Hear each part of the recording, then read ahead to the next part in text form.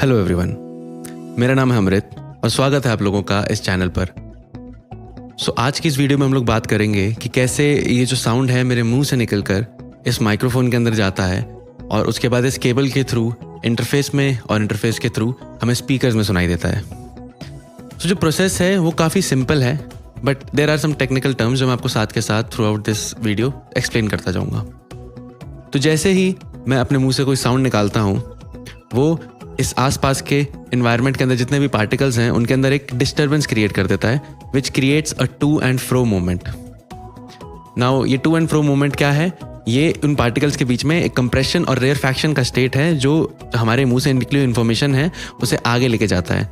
Now here the information is the information of that particular sound. अब वो जो sound है वो इस माइक्रोफोन के अंदर कैप्चर होता है through the help of diaphragm. वो जो डायफ्राम है वो इस तरह से मूव करता है कि वो मिमिक करे एग्जैक्टली उन फ्रीक्वेंसीज को जो फ्रीक्वेंसीज मेरे मुंह से निकल रही हैं। लेटर ऑन वो जो फ्रीक्वेंसीज हैं, वो जो इन्फॉर्मेशन है, वो उस डायफ्राम के मदद से इस केबल के थ्रू एक इंटरफेस के अंदर जाती है। अब ये जो इन्फॉर्मेशन माइक्रोफोन से जा रही है, it is an analog signal. अब ये जो एनालॉग सिग्नल है ये इस तरह की मशीन समझती हैं या फिर स्पीकर समझते हैं। एक कंप्यूटर एनालॉग सिग्नल नहीं समझता। अब हमें कंप्यूटर को समझाने के लिए, कंप्यूटर में रिकॉर्ड करने के लिए हमें इस एनालॉग सिग्नल को एक डिजिटल सिग्नल में बदलना पड़ता है। Now that A to D conversion is done by an audio interface.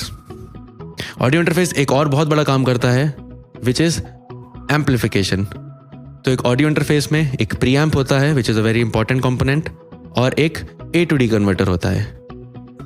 अब जैसे ही ये इंफॉर्मेशन इस ऑडियो इंटरफेस में जाती है, ये ऑडियो इंटरफेस उसे एक ऐसी लैंग्वेज में कन्वर्ट कर देता है जो कंप्यूटर समझता है, which is a binary language, language of zeros and ones. अब जो कंप्यूटर के ऊपर हमें वेव फॉर्म्स दिखाई देती हैं वाइल रिकॉर्डिंग, वो जो वेव फॉर्म्स हैं वो एक 2D रिप्रेजेंटेशन है ऑफ अ साउंड। उस 2D रिप्रेजेंटेशन को रिकॉर्ड करने के लिए हमें एक साउंड के दो मेन डायमेंशंस चाहिए होते हैं। यहाँ पर साउंड के जो दो मेन डायमेंशंस हैं वो है फ्रीक्वेंसी और उसका amplitude. Now the frequency part is covered through the help of a sample rate. एक सैम्पल रेट डिटरमिन करता है कि एक सेकंड के अंदर कितने सैम्पल्स कलेक्ट करने हैं उस एक ऑडियो फाइल के, उस एक इमेज के। वो छोटे छोटे स्नैपशॉट्स ले लेता है उस सिग्नल के जो एनालॉग सिग्नल जा रहा है और उसको पेस्ट कर देता है। Now the second part, which is the second dimension, which is the amplitude of the sound, that part is covered by the bit rate. अब जैसे ही ये साउंड इस कंप्यूटर के अंदर रिकॉर्ड हो जाता है, now the time comes कि हम इसे प्लेबैक करके वापस सुन पाए। Now the same thing happens. ये जो इंटरफेस है, हमारा ऑडियो इंटरफेस है, ये सिर्फ एनालॉग टू डिजिटल कन्वर्जन नहीं करता है, ये डिजिटल टू एनालॉग कन्वर्जन भी करता है।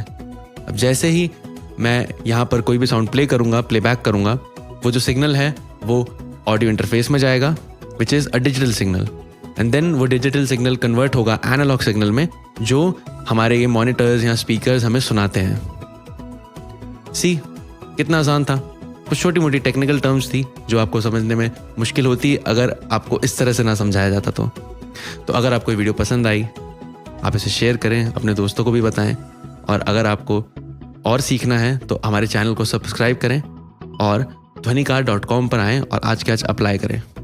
धन्यवाद।